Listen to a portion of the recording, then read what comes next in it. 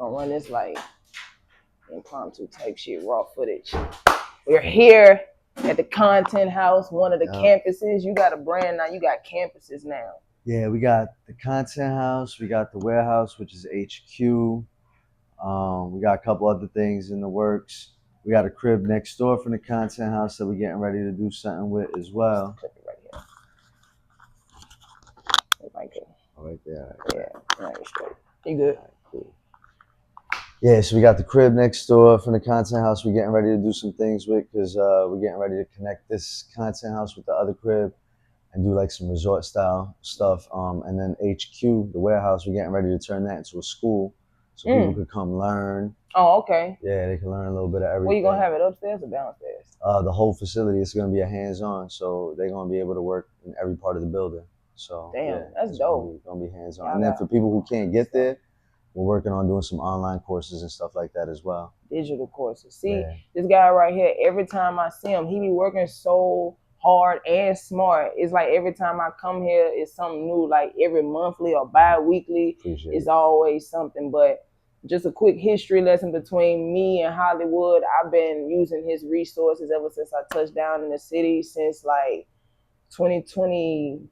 Goddamn, it's been a minute. Like good university years, a good 4 years at this point. Just going through the algorithm, trying to find out who's who, where's where, what's what, and he's so marketable. It wasn't hard for me to find him, and his platform right on the outskirts of New Orleans, technically Kenner. And it's like Walmart. Like, you know how you can buy everything in Walmart from this price to that price? Like, he's like that. It's Hollywood, you know what I'm saying? Like I said, it's campuses. Like, he didn't even, this house right here, it wasn't even like a thing when I first met him. So that's just our quick history between me and him. So question, where you from? First of all, what's your origin? Where you from? Brooklyn, New York, Coney Island, west side of Brooklyn. There you go. So you happy that the Knicks won? Are you happy? Do you care? Or I'm gonna be honest with you. Only reason why I care is because last minute they picked up Jose Alvarado. Okay. Jose Alvarado was playing for the Pelicans. He was. Yeah. So I just been a fan of him because I got a little bit of history with him. I had bumped into him at the airport. Okay. Way back. This was maybe like 3-4 years ago, and he was telling me his story. We was on the same flight flying from New Orleans to New York. So I got a chance to chop it up with him, build with him. And we spoke on the phone a few times after that. So I really wanted to see him win because he told me his story, his backstory, and he manifested this. He told me this was gonna happen. Yeah. And the ring, And he been saying he was gonna win a championship with his home city, which is New York. So like he been calling it, he been saying it. So to see that happen for him, that was big. I like that. Yeah, the world is small. You know, an NBA champion before he was a champion. That's dope. But he was with the Pelicans because when, our local news, how they be putting the local players and who was here and all that, like Chris Paul and old football players, I was just like, dang, because they put him in a Pelicans jersey. I was just like, he was down here. So, well, you got a ring now, Alvarado. So congrats. So, Brooklyn. So yeah, a New Yorker. I showed them clips of the graffiti when I was over there. Okay. So he's like a graffiti down. That's him. This is his shit. So talk about even though you do a lot of media and all kinds of stuff. Yeah.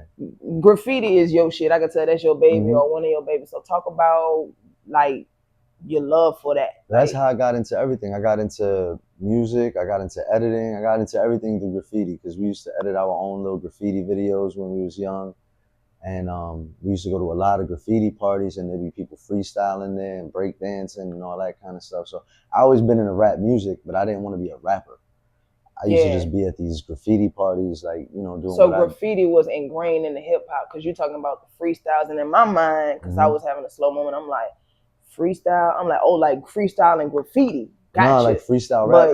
But in the midst of all that hip hop stuff, the graffiti is around. And then you are from New York, so it's given that. But yeah, like I'm talking head to toe graffiti. Like his headquarters, the warehouse, it wasn't as tagged like it is now. And he be tagging. Even your garbage cans is tagged. Like everything is your toilet tagged?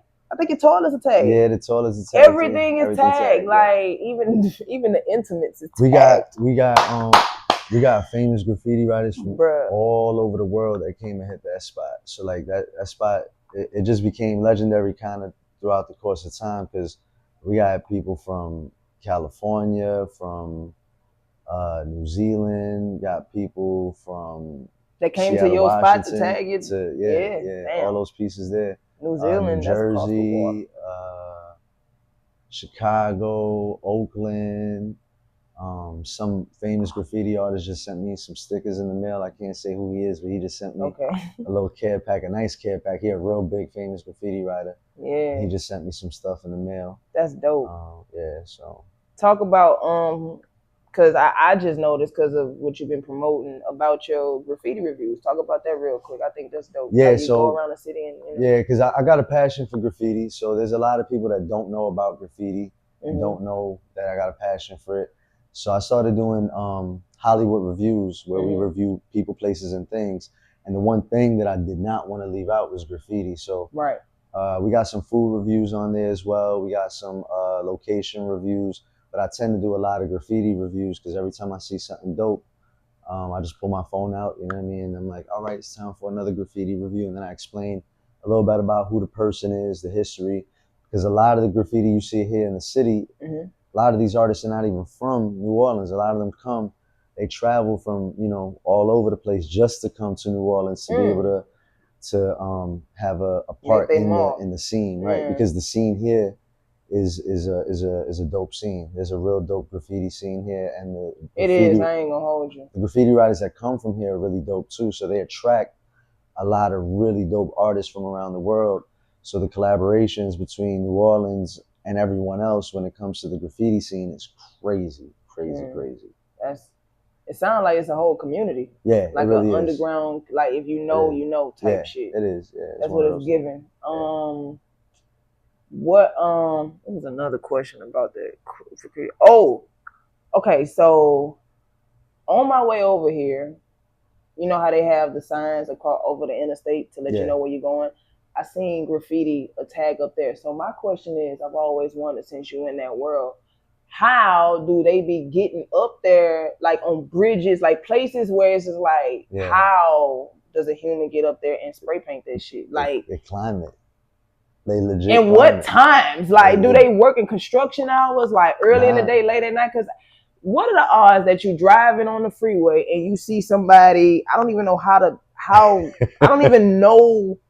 Would they have rock climbing type of to hold them up while they tagging, or they do it upside down while they on the bridge? Like for the highway spots, them dudes just be climbing it, and if they fall, that's it. They done for. No shit. But they got these dudes. He said if they fall, that's it. Like, they got these other dudes though. They be doing the rappel, right? And they got this dude. He writes words. I actually got a chance to chill with him a few times in New York when I was young.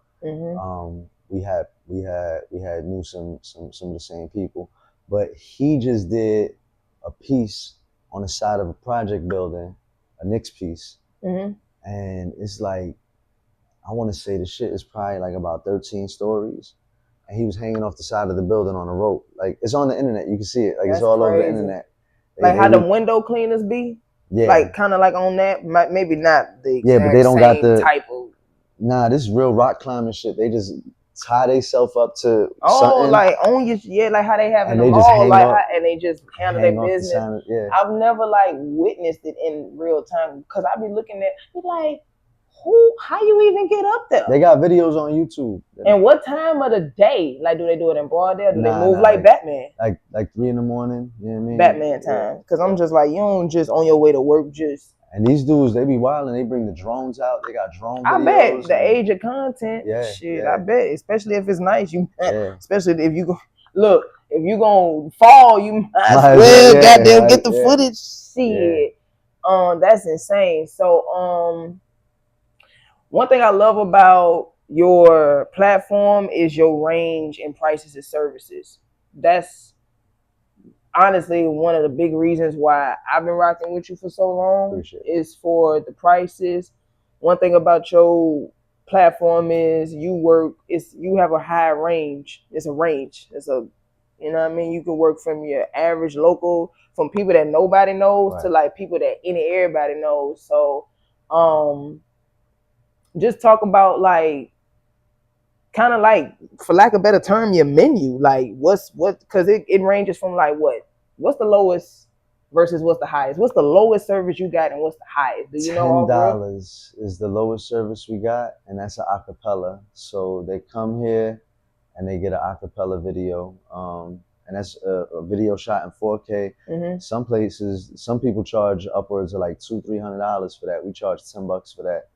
For the same service, y'all heard that? Yeah, for the same service. We just charge $10, but you gotta pull up on us in order to get it for that price. Of course. So we got that, and then the highest service I think that we provided, probably like our $5,000 video is probably our popular high-end service. So is that a package or that's an actual just one service? Like so it's a $5,000 package for a music video. So that would include a treatment. We'll be out for a couple days shooting the video. So it's not like your regular run and gun video. This is gonna be high-end production.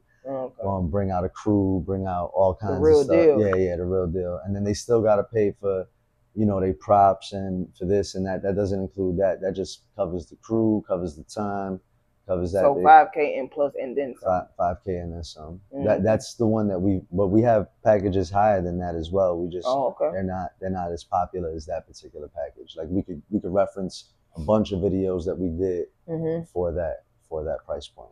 Okay, yeah, that's dope. So y'all heard that, from 10 to $5,000, and even then it's a little bit more than that. And in between, we're gonna get to that. Like I just shot what that was.